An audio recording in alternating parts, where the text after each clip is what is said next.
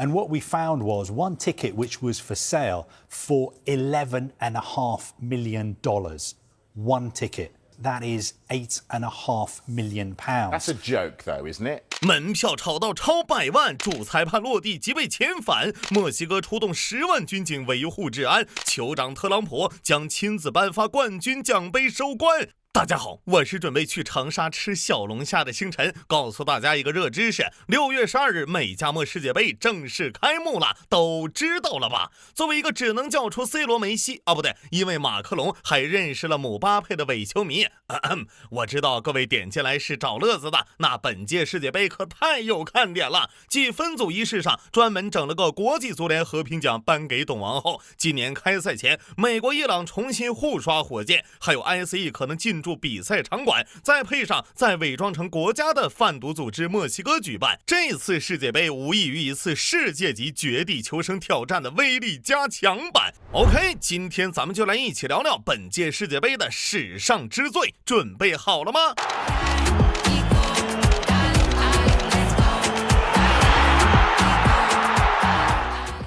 提到世界杯，大家最先想到什么？4年前怒砸2200亿的土豪卡塔尔，还是拳打意大利的韩日功夫足球，亦或是被 FBI 跨国执法的国际足联？经常看足球的都知道，国际足联主席因凡蒂诺曾表示，本届世界杯将成为有史以来规模最大、包容性最强、最伟大的世界杯。主席先生显然不懂世界杯，因为世界杯的第一远不止于此。首先是赛事规模创下历史之最，随着首次扩军到48支球队，包括约旦、佛得角、库拉索、乌兹别克斯坦等队，有了圆梦机会。好在咱们的国足坚定站在了抵制世界杯的第一线，再搭配神仙保地大 A， 这就是成语鼓足勇气的来源。还有史上首次东道主与参赛国场外交战，是的，折磨了时政博主100多天的回合制便秘游戏又开始了。开幕前2天，美军一架阿帕奇直升机在霍尔木兹海峡坠毁。诡异的是，这么大战功，朗子竟然没大肆宣传，倒是董王一把鼻涕一把泪的控诉伊朗不讲武德，来骗来偷袭他们的老阿帕奇。我查了查，天兵坠机原因据说是打伊朗快艇靠台阶被无人机反杀，但董王不管3028，下令打回去。两虎相争，受伤的却是路过的三哥。董王震怒之下发起反攻，天兵4天连炸3艘印度游轮，导致3名船员死亡，引发印度外交抗议。什么？这俩苦命鸳鸯又停战了？还有19号签和平协议，我都服了。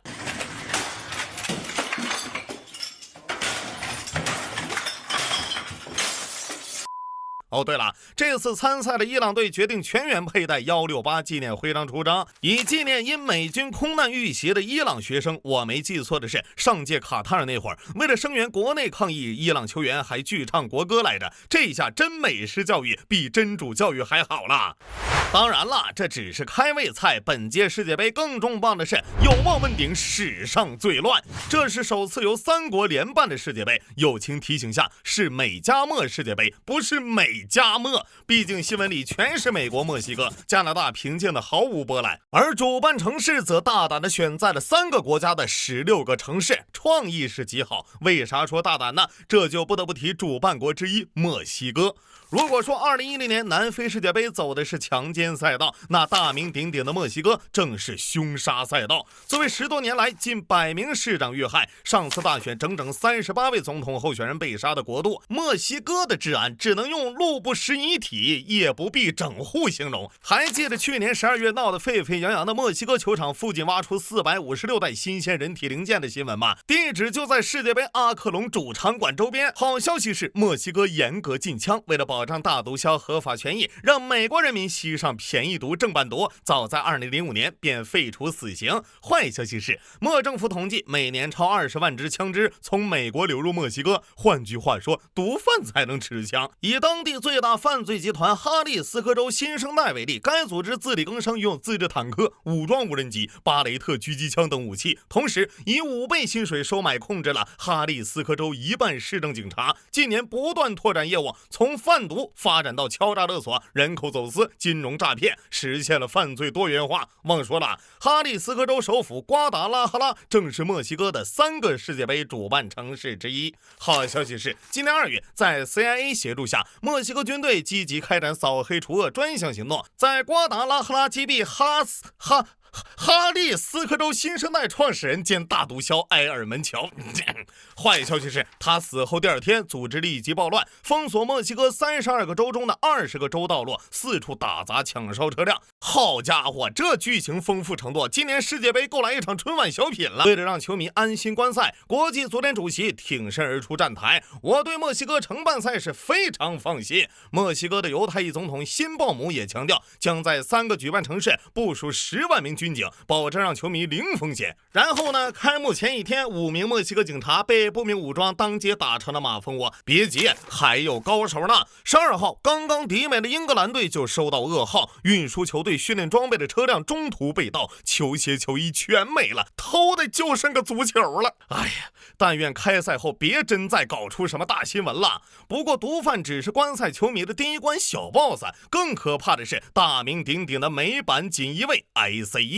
科学无国界，艺术无国界，体育无国界，是我们从小听到大。前2句俄乌战争已经证明不存在了，毕竟猫都会被制裁。如今的美加墨世界杯正在考验第3句，因为这或许是史上政治色彩最浓的一届。众所周知，非法移民在美英宗眼里无异于米缸里的小强，厕所里的蚂蟥，土豆丝里的生姜，女童文里的男娘，那是一刻都忍不了啊！伴随着去年 ICE 进入全美各州，积极创文创卫，当街抓捕甚至枪击移民都不算啥大新闻了。那本届世界杯预计会吸引数百万外国游客来美观赛，万一有人趁看球非法滞留咋办呢？就在开幕前一天啊，董王玉比注批700亿美元移民法案，其中380亿拨给 ICE， 不仅让停摆数月的国土安全部恢复运转，还确保它能维持到2029年。好消息是，新任国土安全部长承诺，都怪民主党人把我们塑造成了恶棍， ICE 不会在世界杯期间大规模抓捕非法移民的，也就可能在场馆周围负责安保而已。不管你们信不信啊，反正我信了。因为你可能还没进球场就被堵在了国门外。点中点如伊拉克球队前锋艾曼在芝加哥机场接受7小时调查后才获准入境，塞内加尔球队则在停机坪被要求脱掉鞋子接受全面搜查。还有去年刚拿到非洲年度最佳裁判的世界杯主裁判阿尔坦，本来要成为首位在世界杯执法的索马里人，对于饱受战乱的索马里意义重大，结果飞到迈阿密机场被盘问11小时后禁止入境。更抽象的是虽然索马里被董王列入限制名单，但已经给他发了签证了，人家拿的是外交护照，到了机场再遣返，这是什么操作啊？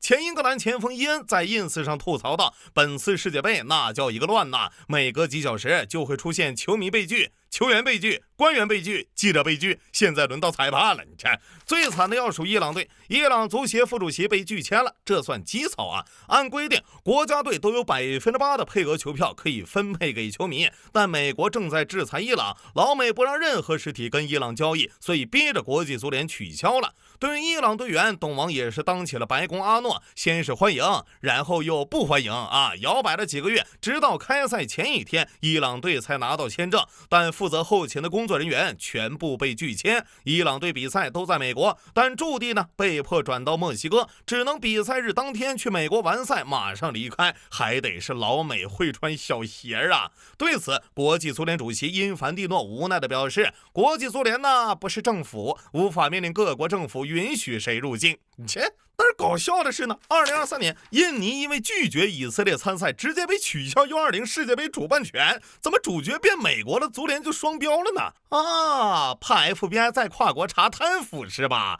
我有一计，请董王静听，搞不定的裁判球员都不给签啊，别国球员敢进球 ICE 现场抓移民，至于自家队员学墨索里尼不夺冠就枪毙，这样美国队拿冠军，董王亲手捧大力神杯，岂不是 so easy？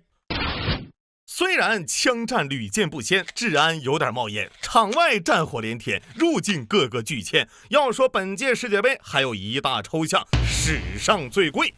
5月6号，当被记者问到世界杯天价门票时，川普表示，得知票价我也感到意外，我当然想去现场，但说实话我也不想付这个钱。都知道董王是个厚道人，为啥能让画 K 线秒入100万的他都觉得贵呢？因为相比过去的定死票价，今年国际足联学习了北美市场的先进经验，首次采用全新动态定价。别误会啊，不是咱买飞机高铁票那样上下浮动，而是票价随比赛热度和需求自动调整，上不封顶。2018年，申办团队曾承诺决赛门票最高1550美元，很快啊，国际足联就给了全球球迷一点小小的资本主义震撼。去年12月首轮抽签时，决赛一类票标价涨到8680美元，今年4月再次涨到10990美元，而上届卡塔尔世界杯才1600美元。可能有人会好奇要是佛得角、库拉索这种冷门球队门票没人买咋办呢？很简单，让大家像炒股票一样炒门票不就好了？为了让涨价机器运转更丝滑，国际足联创造性的推出门票盲盒加预售抽奖。有道是犹豫就会败北，果断等于白给。小组赛分组抽签还没开，足联已经启动了2轮门票随机抽奖，奖品涵盖48支球队的全部104场比赛，这要抽到决赛岂不血赚呐？无数球迷抱着赌一把的心态纷纷下单，让足联直接卖出近200万张门票。我还是错怪 SLG 了，原来世界果然是一个巨大的抽卡游戏啊！等到2025年12月，参赛球队分组完毕，正式开放注册球迷购买特定比赛。比如你要看梅西的比赛，这次改抽座位了，门票分4个等级，你只能选择4大类，由足联分配具体座位，每人每场最多买4张，同样也是随机抽奖。在这波天才运作下，足联主席因凡蒂诺表示，本届世界杯总球票数近700万张，但收到购票申请超5亿份。既然买的人这么多，那涨价再狠点没意见吧？当然了，有买就得有卖呀。为了防止外部黄牛牟利，国际足联决定自己干，推出官方二手转售平台，买卖双方可自行商议价格，随意转卖，定价不设上限。唯一美中不足的是，足联会从交易双方各抽15%佣金。都是为了球迷安全买票嘛。经常看演唱会的都知道，如果把好场次、好位置的门票内部卖给黄牛，让1万每张的门票在二手平台卖到100万，阁下又该如何应对呢？既然有钱赚，那普通球迷抽到好场次，是不是也想赚一笔呢？于是，在世界第一运动的影响力加美利坚全球第一消费市场的加持下，官方转售平台出现了多张挂牌价近230万美元的天价门票，最高一张更是标价1149万美元。随后，足联主席再添了一把火，如果谁能把门票卖到200万以上，我敬你是个人才，将亲自给你送可乐和热狗。这相当于鼓励大家都来当黄牛炒门票啊！问题是球迷也不傻呀。最新消息是，开赛前2天，官方二手平台还有18万张门票待售。不过亏的是买票炒票的球迷和黄牛，足联已经把钱揣进兜里了。他死不死谁儿子的？你切！目前，欧洲足球支持者协会已经向欧盟委员会提交了长达18页的投诉文件。负责人称，国际足联将票价定得如此之高，是对球迷的巨大背叛。这不是让足球全球化，而是将赛事私有化。纽约等州也准备发起调查。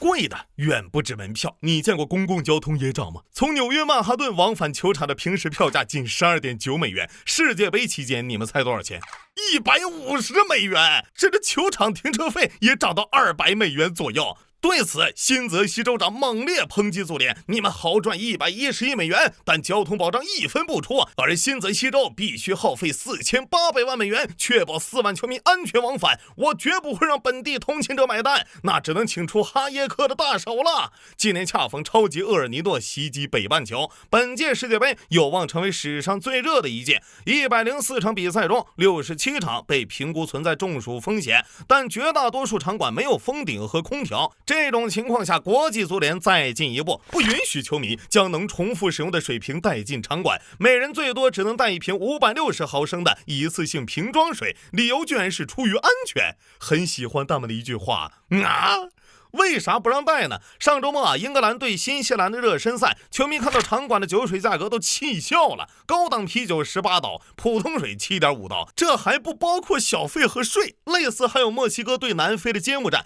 场馆3个墨西哥卷饼卖20美元。要说还是哈耶克的酒水养人呐。此处我有一联，上联安保官、毒贩官、签证官，办比赛处处不安。下联门票费、交通费、酒水费，割韭菜样样都贵。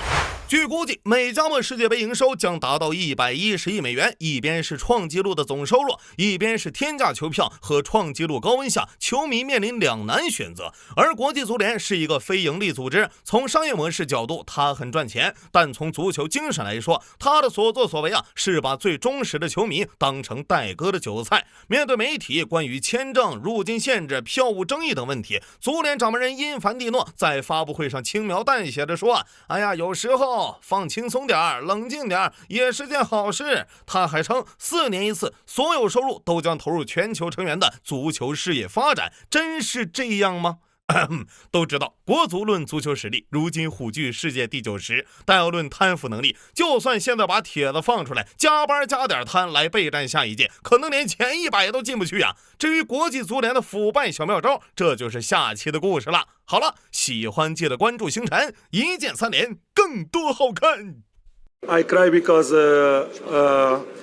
I grew up with my grandfathers or grandparents, and unfortunately they are not here. They died few years before because my mom, she didn't manage to be here because of the visa. The money you have to pay for the visa, we didn't manage on time, and I would like she to be here, but I'm very happy also.